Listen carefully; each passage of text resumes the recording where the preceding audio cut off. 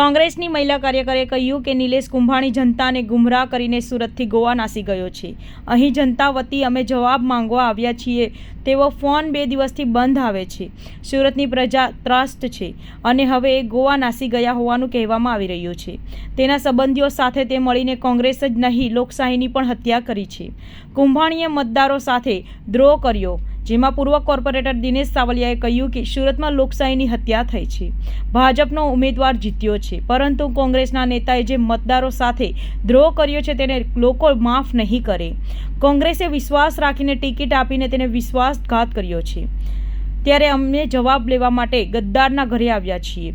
નિલેશ કુંભાણીના ઘરે તાળા, જેમાં નિલેશ કુંભાણીએ ફોર્મ રદ થયા બાદ હાઈકોર્ટ કે અન્ય કોઈ પગલાં ભરવાની જગ્યાએ ગુમ થઈ ગયા છે.